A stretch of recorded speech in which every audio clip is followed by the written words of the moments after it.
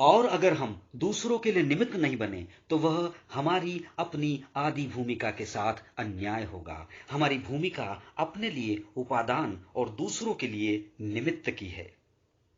इसलिए दूसरों के लिए निमित्त न बनकर हम अपनी ही हानि करते हैं।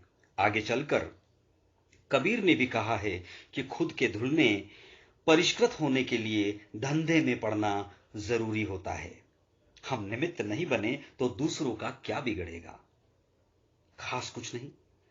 हम निमित्त नहीं बनेंगे तो कोई और बनेगा।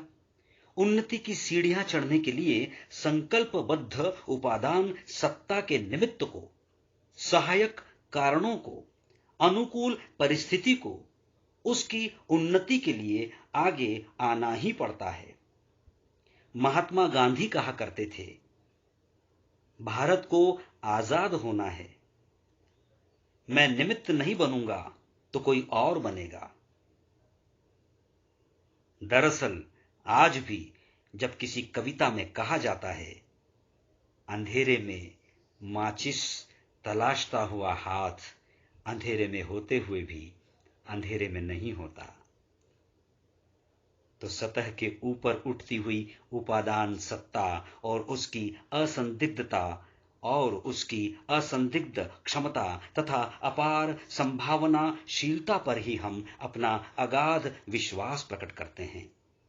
उपादान का विकल्प नहीं होता, उपादान का विकल्प नहीं होता, निमित्त का होता है।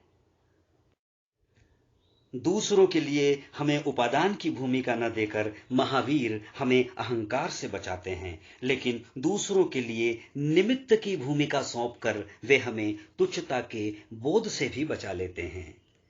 एक दृष्टि से हम कुछ भी नहीं हैं, लेकिन दूसरी दृष्टि से कुछ हैं भी। एक दृष्टि से हम अलग हैं, अपने कक्ष में सीमित हैं, लेकिन दूसरी दृष्टि से हम औरों से जुड़े हुए हैं। हमारे कक्ष के दरवाजे दूसरों के कक्षों में भी खुलते हैं। हम अकेले भी हैं और भीड़ के साथ भी हैं। भीड़ में रहते हुए भी हमारी निजता बनी हुई है। हमें पहचाना भी जा सकता है और भीड़ की सपाटता में भी हमारी यात्रा हो रही है। महावीर का यही सोच आगे जाकर कबीर में कविता के रूप में प्रस्फुटित हुआ है। हम हैं सब माँ, सब हैं हम माँ, हमहु बहुरी अकेला। सामूहिकता में समाहित रहते हुए भी अपनी वैयक्तिकता और स्वायत्ता को बनाए बचाए रखने की यह अद्भुत किमियागिरी है। लेकिन क्या कहीं न कहीं यह महावीर के गणतंत्रात्मक संस्कार से जुड़ी हुई नहीं है? निमित्त की भूमिका भी कम प्रणम्य नहीं होती। जैन महामंत्र नमोकार में 5 परमेष्ठियों के तहत अरिहंतों को सिद्धों से पहले नमन किया गया है। सही है कि सिद्ध सभी 8 कर्मों, 4 घाती अर्थात ज्ञानावरणी, दर्शनावरणी, मोहनीय और अंतराय नामक वे कर्म वर्गणाएं अथवा कर्म पुद्गल जो आत्मा के ज्ञान, दर्शन रूप मूल स्वभाव को आवृत्त, आच्छादित, अवरुद्ध करते हैं, उसे केवल ज्ञान तक नहीं पहुंचने देते।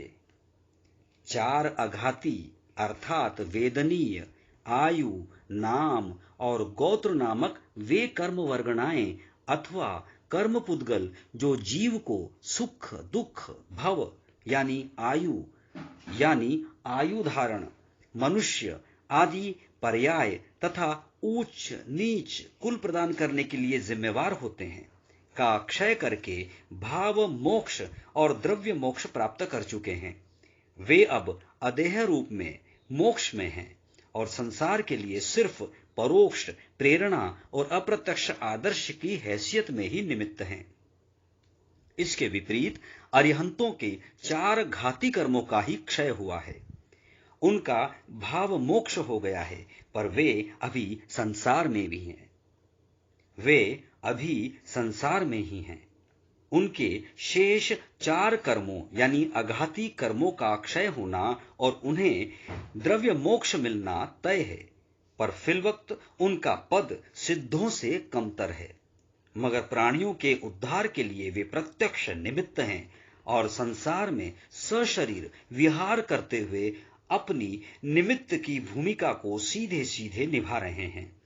इसलिए संसार के हित से अपेक्षाकृत अधिक सक्रिय, प्रभावी और प्रत्यक्ष निमित्त की भूमिका द्वारा जुड़े हुए तीर्थंकर आदि अरिहंतों को उनके कमतर पद के बावजूद सिद्धों से पहले नमन का विधान करके णमोकार मंत्र ने हमारे लोक जीवन को एक सही और अर्थगर्भ संकेत ही दिया है।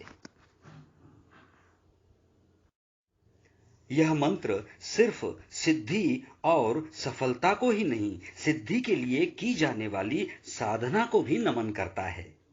इसलिए इसमें अरिहंत और सिद्ध के साथ आचार्य, उपाध्याय, साधु जैसे सिद्धि पथ के पथिकों यानी साधकों को भी नमन किया गया है। अपने लिए उपादान और दूसरों के लिए निमित्त की इस दोहरी भूमिका के सर्वोत्तम निर्वाह के लिए अपनी जरूरत तो यही है कि हम अपनी इस दोहरी भूमिका का सम्यक बोध हो, कि हमें अपनी इस दोहरी भूमिका का सम्यक बोध हो।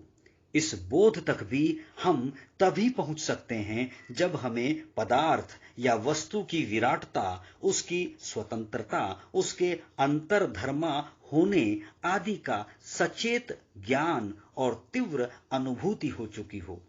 यह तत्व का ज्ञान और उसकी सबल प्रतीति है। शास्त्रीय भाषा में इसे ही सम्यक ज्ञान और सम्यक दर्शन कहा गया है। महावीर किताबी आदमी नहीं है। वे अकेले तत्व ज्ञान को मुक्ति के लिए पर्याप्त नहीं मानते।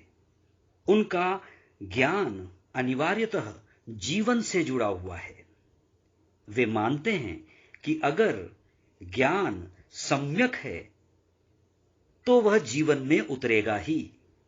जैसे पानी अपने आप ढलान की तरफ चल देता है। सम्यक ज्ञानी को कहीं कुछ पूछना नहीं पड़ता। सम्यक ज्ञानी को कहीं कुछ पूछना नहीं पड़ता, वह स्वयं प्रमाण बन जाता है। निर्मल आत्मा स्वयं प्रमाण होती है। इसलिए महावीर का धर्म साधक का धर्म है। इसलिए महावीर का धर्म साधक का धर्म है, पिछलग्गू का नहीं। सम्यक ज्ञानी सत्य को जानता है, वह उसे निर्मित नहीं करता। हम अज्ञानी जन उसे निर्मित करते हैं। कहना चाहिए उसे निर्मित करने का प्रयत्न करते हैं, क्योंकि निर्मित तो भला हम उसे क्या करेंगे, और फिर उसके पक्ष में बहस करते हैं। इसलिए सब अपने अपने तथाकथित सत्य को लिए फिरते हैं और एक दूसरे को बहस के लिए ललकारते रहते हैं। सम्यक ज्ञानियों में बहस का कोई मुद्दा ही नहीं रहता, क्योंकि वहां सत्य एक होता है। महावीर के सच्चे अनुयायी श्रीमद राजचंद्र थे, जिनका सानिध्य और सजीव संपर्क महात्मा गांधी को प्राप्त हुआ था, और अपने सोच तथा संस्कारों पर जिनका ऋण महात्मा गांधी ने अपनी आत्मकथा सत्य के प्रयोग में स्वीकार किया है। ठीक कहा है, करोड़ ज्ञानियों का एक ही विकल्प होता है, जबकि एक अज्ञानी के करोड़ विकल्प होते हैं। करोड़ ज्ञानियों का एक ही विकल्प होता है, जबकि एक अज्ञानी के करोड़ विकल्प होते हैं।